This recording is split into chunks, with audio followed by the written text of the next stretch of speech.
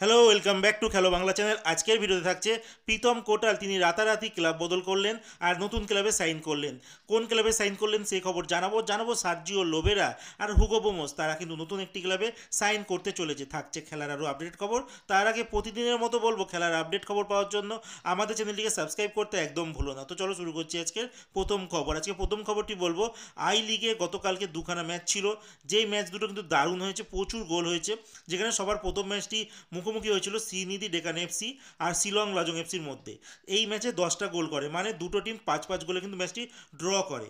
যেখানে শ্রীনিধি ডেকান এফসির হয়ে কে কে গোল করে সেটা বলি। সেটা হচ্ছে ক্যাস্টেনারা, অনেক দিন ধরে আই লিগে খেলছে, একজন কলম্বিয়ার একজন খেলোয়াড়, যিনি 11 মিনিট আর 16 মিনিটে ব্যক্তিগত দুটো গোল নিজের করেন।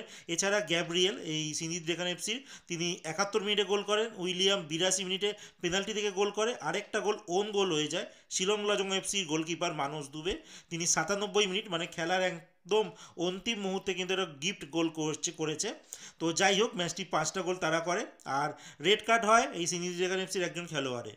এবার বলবো শিলং লাজং এফসির 5জন মানে গোলদাতা কে কে, মানে 5টা গোলের মধ্যে। তো সেখানে টারদিন তিনি হ্যাটট্রিক করেন 4 মিনিট, 15 মিনিট আর 77 মিনিটে।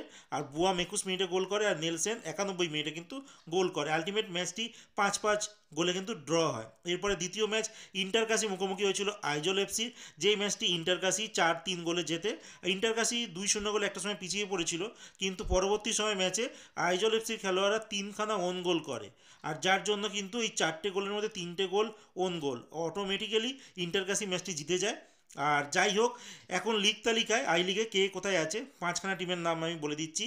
1 নম্বরে চার্চিল ব্রাদার্স 9 ম্যাচে 19, 2 নম্বরে নামধারী এফসি 9 ম্যাচে 17, 3 নম্বরে ইন্টারকাশি 9 ম্যাচে 17, 4 নম্বরে শিলং লজং এফসি 9 ম্যাচে 13, আর 5 নম্বরে গোকুলাম কেরালা 9 ম্যাচে 13। এরপরে আমি মুভ করছি আইএসএল এর খবরে। আইএসএল এ গতকালকে দুখানা ম্যাচ হয়ে গেছে, যেখানে সবার প্রথম ম্যাচটি হয়েছিল হায়দ্রাবাদ এফসি আর হচ্ছে ব্যাঙ্গালোর এফসির মধ্যে।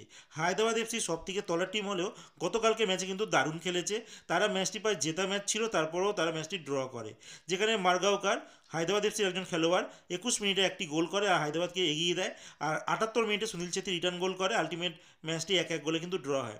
আর এই ড্রয়ের ফলে কিন্তু মোহনবাগানের কিন্তু মানে অনেকটা সুবিধা হলো। এরপরে যে খবর মানে খেলা হয়েছিল গতকালকে, সেটা হচ্ছে কেরালা ব্লাস্টার এফসি মুখোমুখি হয়েছিল নর্থ ইস্ট ইউনাইটেড এফসির সঙ্গে।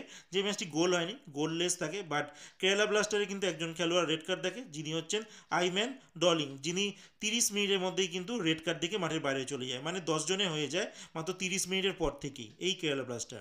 এবার বলবো এই আইএসএলে গতকালকে যে নিরিখে কে কোথায় দাঁড়িয়ে রয়েছে। 1 নম্বরে মোহনবাগান সুপার জায়েন্ট 16 ম্যাচে 36, 2 নম্বরে ব্যাঙ্গালোর 16 ম্যাচে 28, 5 নম্বরে রয়েছে নর্থ ইস্ট ইউনাইটেড এফসি, যারা 17 ম্যাচে 25, আর কেরালা ব্লাস্টার 8 নম্বরে রয়েছে 17 ম্যাচে 21, আর হায়দ্রাবাদ এফসি সবার লাস্টের টিম 13 নম্বরে 16 ম্যাচে 10 পয়েন্ট নিয়ে রয়েছে। এরপরে যে খবরটি বলবো ইস্ট বেঙ্গলের খবর, যেখানে হেক্টর উৎসে তাকে রিপ্লেসমেন্টের কথা কিন্তু অনেক জায়গায় উঠেছে খবরটা, বাট মার্কাসের একটা টুইট এসছে গতকালকে, যেখানে বলা হচ্ছে যে এখনও অবধি কিন্তু ইস্ট বেঙ্গলের মানে অন্দরে এমন কোনো কথা নাকি হয়নি। তার মানে বুঝেই যাচ্ছে যে ইস্ট বেঙ্গলের মানে ম্যানেজমেন্টে কেমন কাজকর্ম চলছে। আর মানে হেক্টরকে দিয়েই মোটামুটি কাজ চালানোর প্ল্যান চলছে এই মরশুমটা, মানে পুরো শেষ অবধি। দেখা যাক কী result ultimate East Bengal team দিতে পারে এই হেক্টর উৎসকে নিয়ে। এরপরে যে খবরটি বলবো, সার্জিও লোবেরা, যিনি উড়িষ্যার এফসির কোচ, ইস্ট বেঙ্গল তাকে অফার করেছিল, বাট ইস্ট বেঙ্গল থেকে উড়িষ্যার একটা বড় অফার ছিল টাকার, যার জন্য তিনি উড়িষ্যায় চলে যান।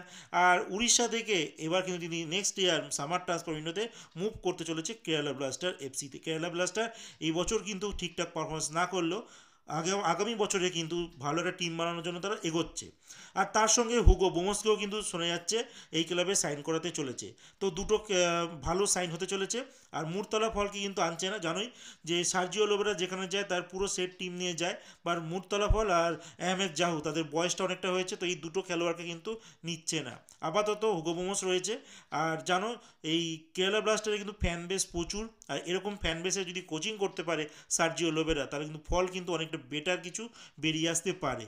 আর সার্জিও লোবেরা হয়তো কিছু বেটারই অফার পেয়েছে, কারণ ইস্ট বেঙ্গল আর উড়িষ্যা এফসির মধ্যে যখন কোচিং নিয়ে মানে ওখানে টানাটানি হচ্ছিল, তো সেই সময় বেটার অফার পেয়ে যখন উড়িষ্যা এফসিতে চলে গেছে, তার মানে উড়িষ্যা থেকে কেরালা ব্লাস্টার আন্দাজ করা হচ্ছে যে বেটার কিছু স্যালারি তাকে দিচ্ছে। এরপরে যে খবরটি তোমাদের বলবো সেটা হচ্ছে প্রীতম কোটালকে নিয়ে। প্রীতম কোটাল আজকে অফিসিয়ালি চেন্নাই এফসি থেকে জানানো হয়েছে যে প্রীতম কোটালকে কিন্তু উইন্টার ট্রান্সফার উইন্ডোতে তারা সই করিয়ে নিয়েছে 2+1 ইয়ারের জন্য, মানে 2.5 বছরের জন্য কিন্তু এই খেলোয়াড়টিকে সাইন করে নিয়েছে চেন্নাই এফসি। মানে খুব তাড়াতাড়ি কিন্তু, মানে কেউ আন্দাজও করতে পারেনি যে এই প্লেয়ারটি রাতারাতি দলবদল করবে, বাট আলটিমেট চেন্নাই এফসি কিন্তু এই খেলোয়াড়টিকে 2.5 বছরের জন্য কিন্তু সাইন করে নিয়েছে চেন্নাই এফসিতে। আজকের মতো খেলার খবর এতটুকুই। ভালো থেকো, সুস্থ থেকো, দেখা হচ্ছে নতুন আরেকটি ভিডিওতে।